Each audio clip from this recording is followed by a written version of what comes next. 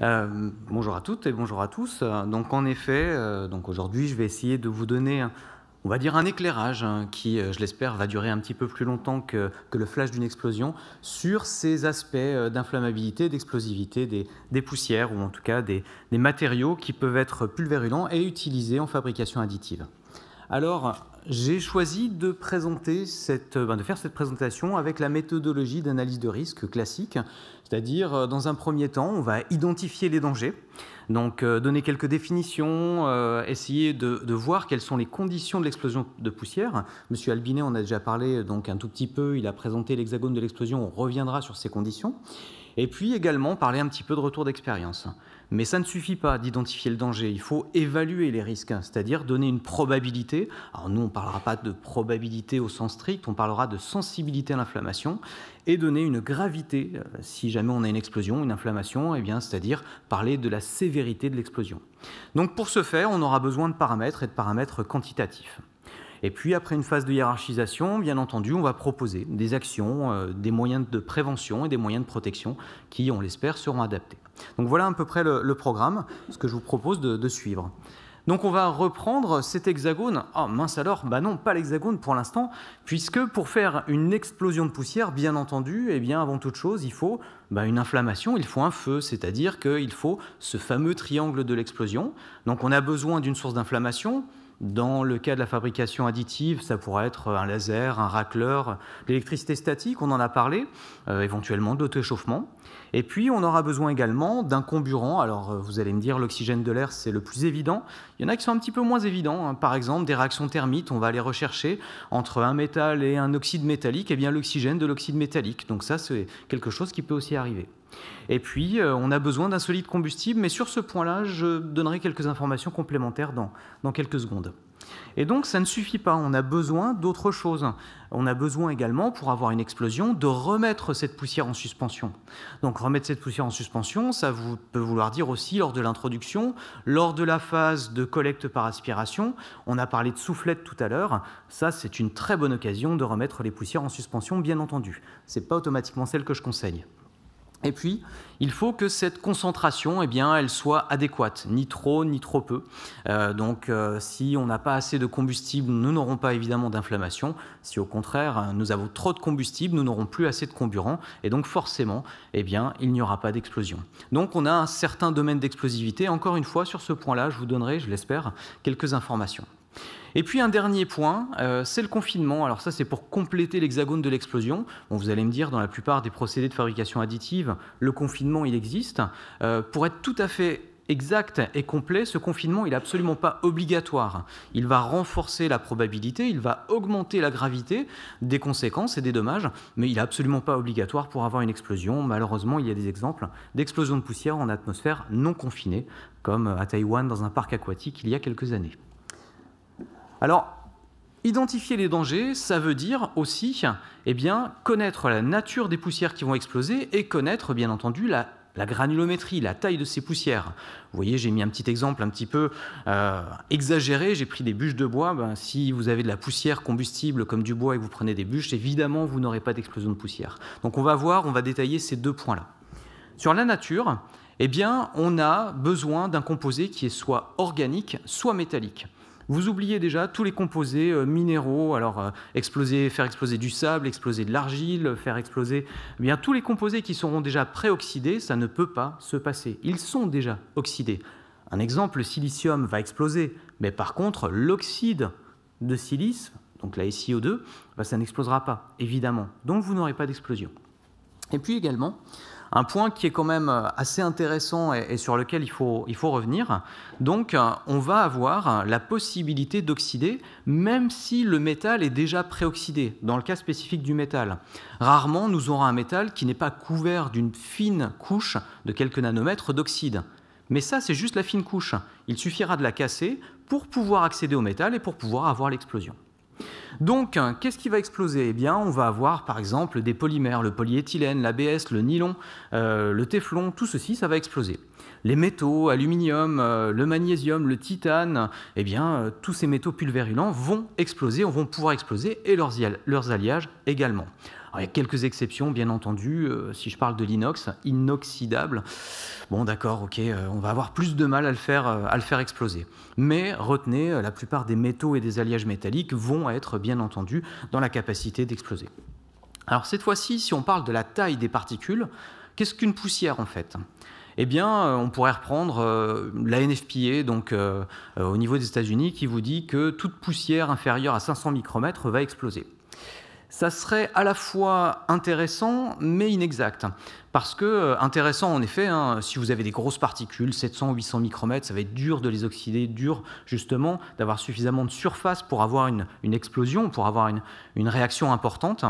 Mais d'un autre côté, si vous regardez un petit peu le graphique qui vous est donné ici, eh bien vous voyez bien que vous pouvez avoir des blends, des poussières, dont le diamètre moyen va être de 500 micromètres, voire supérieur à 500 micromètres, et pourtant, elles vont exploser. Parce que vous avez une traîne de fines. Et puis cette traîne de fines, c'est évidemment cette poussière-là qui va rester en suspension et qui va pouvoir exploser. Donc, je donnerai plutôt le chiffre du millimètre. Si c'est inférieur à 1 millimètre, dans ce cas-là, il faut s'inquiéter. En tout cas, se poser des questions. Alors en termes de retour d'expérience, j'aurais pu passer des heures à vous parler d'explosion de poussière. Un exemple à Kunshan en Chine en 2014, une explosion d'aluminium ou d'alliage, donc comprenant de l'aluminium, avec une létalité de 146 personnes, donc ça c'est vraiment une explosion très importante. Vous n'avez pas de prototypage rapide de sucre ou a priori de sucre glace, mais pourtant Imperial Sugar, eh bien évidemment, donc là sur le sucre en 2008 on a une explosion et vous voyez les dégâts que ça peut causer, j'en reparlerai dans quelques instants. Mais par contre, dans le domaine de la fabrication additive, parce que le process est évidemment un petit peu plus récent aussi, et puis peut-être aussi parce que les quantités sont moindres, eh bien on a un peu moins de retour d'expérience. Il y en a un à citer, donc sur l'entreprise qui s'appelle PowderPart, donc en 2013, où lors de l'aspiration d'alliage de titane et d'aluminium, eh bien on a eu un défaut de mise à la terre, donc une étincelle, une génération donc d'explosion, et donc un salarié qui a été brûlé gravement. Alors bien entendu, si on veut évaluer les risques maintenant, c'est-à-dire pas uniquement identifier là où il peut y avoir un danger d'inflammation ou d'explosion, mais le quantifier, eh bien on a besoin de paramètres. Alors évidemment, cette diapositive, et c'est fait exprès, elle fait peur. Il y a trop de paramètres. Il y a énormément de choses à contrôler qui vont faire varier l'explosivité de ces poudres. Et c'est normal, ça veut dire aussi que, malheureusement, et ça je vais vous décevoir, nous ne pourrons pas caractériser exactement l'explosivité de la poudre sur vos process dans les mêmes conditions de turbulence, dans les mêmes conditions d'humidité, dans les mêmes conditions de... Il va falloir adapter ça, il va falloir normer ça. Donc on va utiliser des normes qui vont nous permettre de faire du benchmarking et qui vont nous permettre d'avoir des paramètres de sécurité quantitatifs. Alors ces paramètres sont catégorisés en deux. Donc la sensibilité à l'inflammation, donc en gros la probabilité d'inflammation, et la sévérité de l'explosion. Alors sensibilité à l'inflammation, ça va être tout ce qui est CME ou LIE pour les gaz, donc limite inférieure d'explosivité. Vous avez aussi la TMI, température minimale d'inflammation, c'est la plus petite température qui va permettre d'avoir une inflammation ou d'avoir une explosion. L'EMI, énergie minimale d'inflammation. Et la concentration limite en oxygène, on en parlait un petit peu tout à l'heure quand on a parlé d'inertage. C'est la plus petite concentration en oxygène qui permettra d'éviter, donc si on descend en dessous, d'éviter l'explosion. Alors, si je vous donne quelques paramètres, comme ça, je ne vais pas vous donner une liste à l'après-vert de tous les paramètres de sécurité, mais si on regarde la CME, retenez en tête à peu près, on est aux alentours de 60 grammes par mètre cube. 60 grammes par mètre cube, ça veut dire qu'à 2 mètres, si je prends du charbon, même si on ne fait pas trop de prototypage rapide avec du charbon, mais c'est opacifiant, eh bien à 2 mètres, quelqu'un qui aura une ampoule de 40 watts, on ne le verra pas à 60 grammes par mètre cube. Donc vous voyez bien que ce n'est pas en faisant la poussière chez vous qu'on va avoir une explosion de poussière, c'est déjà un petit peu plus chargé. Pour la fabrication additive, on retiendra des valeurs en effet pour l'aluminium ou pour le titane qui sont inférieures à 60 grammes par mètre cube, pour le nylon de 30 grammes par mètre cube à peu près, et puis pour certains alliages on peut monter plus haut. Pour les TMI, c'est très très large, très vaste. Mais évidemment, retenez une chose, c'est que pour les métaux, comme ils sont conducteurs, c'est beaucoup plus difficile d'obtenir un phénomène d'auto-échauffement, donc les températures vont être évidemment plus élevées. Et puis en ce qui concerne l'EMI, alors là encore une fois, ça va dépendre de la finesse des particules. On en a parlé tout à l'heure avec l'aluminium, avec le titane, on peut descendre à du 5 millijoules, donc vraiment des énergies d'inflammation très très faibles. Bon, globalement, on est aux alentours de 100 millijoules, et puis pour certains, on dépasse le joule, donc on a besoin d'une énergie vraiment très importante. Un simple frottement d'électricité statique, une décharge au niveau d'une portière, on est aux alentours de 10 millijoules, 20 millijoules, donc vous voyez bien qu'on ne dépassera pas, s'il faut aller au-delà du joule, ce type d'énergie. Et puis pour ce qui est la CLO, eh bien, juste un petit point, je ne donne pas de valeur, mais faites attention avec quoi vous inertez, parce que, bien entendu, si la réaction d'oxydation est déjà entamée et déjà commencée, eh bien, il peut y avoir des réactions avec des gaz que l'on croit inertes. C'est-à-dire avec le N2, on va avoir des réactions avec les métaux, notamment, pour faire des nitrures métalliques, et puis éventuellement avec le CO2 aussi. Alors, les paramètres de sécurité, je l'ai dit, sont divisés en probabilité et gravité. Pour ce qui est de la gravité, on va parler de sévérité de l'explosion, donc déterminer la pression max qui est obtenue, de 10 bars, c'est à peu près cet ordre de grandeur-là. C'est très très largement suffisant pour avoir des dégâts très conséquents au niveau des unités de production.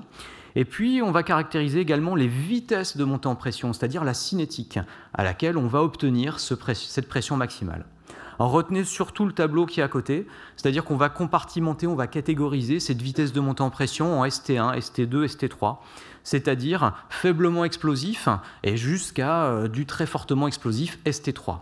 Alors attention, vous vous rappelez de l'explosion de sucre, eh bien c'est du sucre, c'est ST1, mais ça détruit quand même toute une usine et ça a tué 14 personnes. Donc c'est pas parce que c'est ST1 que ce n'est pas suffisamment explosible pour justement bien créer des dégâts sur vos sites de production. Alors enfin, eh bien, en terminant par quelques notes et quelques plans d'action dans le cadre de LaTeX, bien entendu. En termes de CME, qu'est-ce qu'on peut faire? Pour limiter ces concentrations, on peut supprimer les dépôts, on peut limiter les quantités, on peut aspirer, s'il vous plaît, essayer d'éviter les soufflettes autant que possible, ou alors en effet, on l'a dit, soufflette N2, soufflette sous argon. S'il n'y a pas eu d'oxydation avant, dans ce cas-là, oui, ça peut être tout à fait intéressant, mais bien entendu, en termes d'explosion de poussière, on essaye d'éviter la remise en suspension et la dispersion des poussières. Donc, par exemple, ça peut être un aspirateur adapté de type ATEX avec un bain d'huile pour justement collecter cette poussière et éviter une oxydation future. En ce qui concerne les TMI en nuage ou en couche, on va retenir surtout les aspects TMI en couche. Retenez qu'une poussière déposée sur 5% d'une surface, 5% d'un atelier, eh bien, si cette couche de poussière dépasse le millimètre, on considère qu'on peut être dans une atmosphère explosive. Et puis, enfin, au niveau de l'EMI, eh bien, il faut ne pas négliger les effets triboélectriques, penser à la mise à la terre. Et puis, en ce qui concerne la CLO, donc l'inertage, on en a parlé. Faites attention à des gaz qui pourraient paraître inertes et surtout, évidemment, avec les métaux, jamais d'humidité, jamais d'eau. Donc, pour terminer les plans d'action, eh bien, sur la partie, cette fois-ci, protection, c'est-à-dire malheureusement, on n'a pas pu éviter l'explosion. Donc, on va essayer de la limiter, on va essayer de limiter ses effets. Eh bien, on peut proposer des enceintes résistantes à la pression pour des petits volumes, des systèmes de suppression d'explosion avec des injections d'agents extincteurs, par exemple des agents pulvérulents. Des évents d'explosion, ça, toutes les classes ST nous permettent de dimensionner les évents d'explosion, des soupapes, des disques de rupture, et puis essayer de découpler, c'est-à-dire d'éviter que cette explosion se propage ailleurs, se propage plus loin sur le process. Et puis encore une fois, donc faites attention à ne pas utiliser des extincteurs à eau à partir du moment où vous avez des poussières métalliques, mais ça je pense que vous en doutez. Et puis de prendre en considération, mais ça on vient d'en parler, donc le lien est évident, à la toxicité lors d'un feu ou lors d'une explosion, parce qu'on va générer des nanoparticules, parce qu'on va générer des produits qui peuvent être éventuellement toxiques.